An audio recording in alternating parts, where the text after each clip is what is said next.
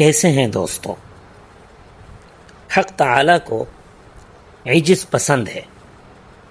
حق تعالیٰ کو عاجز پر بہت رحم آتا ہے، اس لیے بعض دفعہ گناہ گاروں کو ان کی عاجزی پر بخش دیا ہے اور دعویٰ کے ساتھ سارا علم اور تصوف اور تقوی بھی دھرا رہ جاتا ہے۔ چنانچہ ایک شخص نے، جس کا نام گلاب خان تھا، نیک اور صاحب علم تھے، انہوں نے ایک طویل خواب دیکھا، اور وہ طویل خواب انہوں نے ایک بزرگ سے بیان کیا۔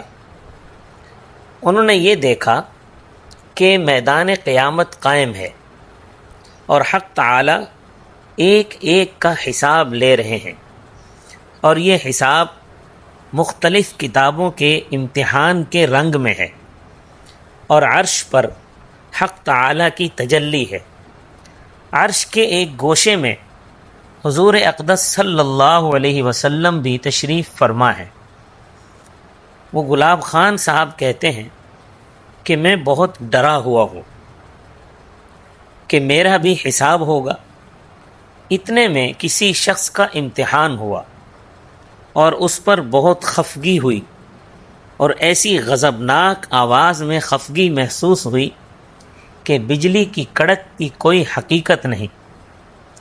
فرماتے ہیں کہ میں حضور صلی اللہ علیہ وسلم کی خدمت میں حاضر ہوا اور عرض کیا کہ کچھ مدد فرمائیے۔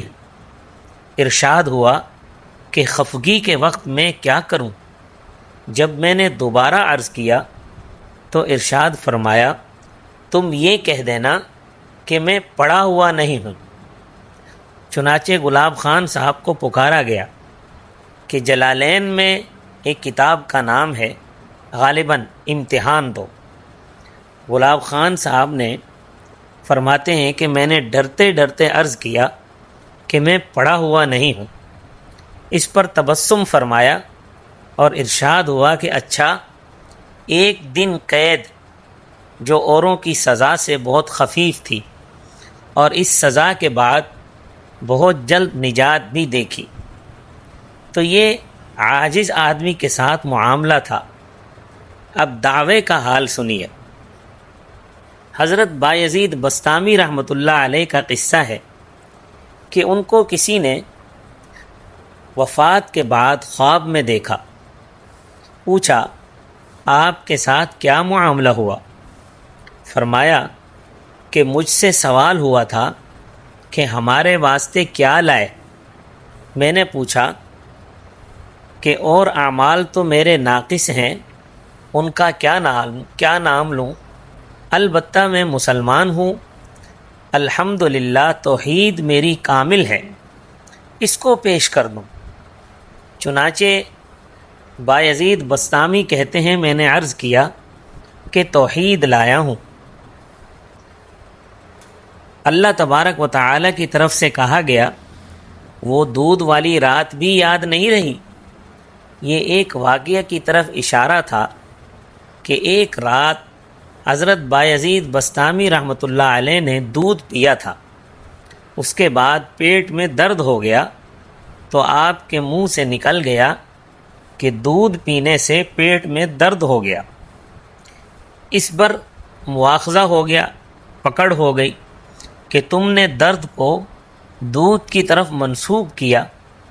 کیا یہی توحید ہے جس کو تم ہمارے واسطے لائے ہو کہ دودھ کی طرف درد کی نسبت کرتے ہو؟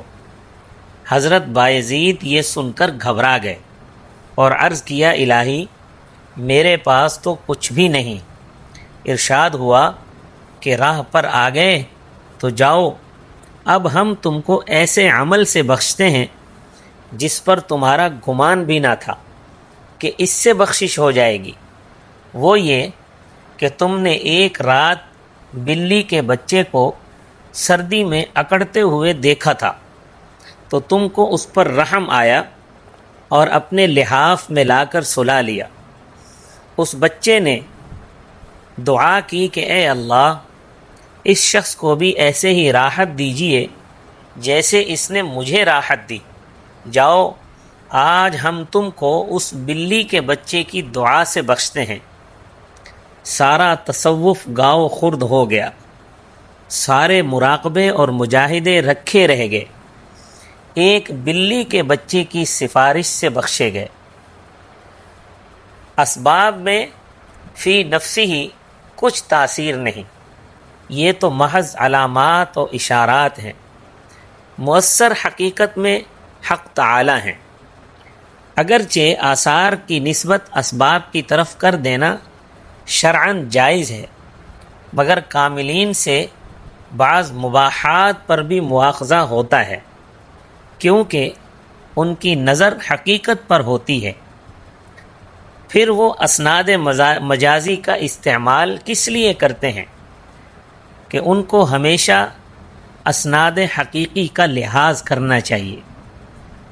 نظر اللہ تعالیٰ کے فضل پر ہونی چاہیے، اپنی نمازیں، اپنے تصوف، اپنے مراقبے اور اپنے مجاہدوں پر دعویٰ نہیں ہونا چاہیے، حق تعالیٰ کا فضل مانگتے رہنا چاہیے۔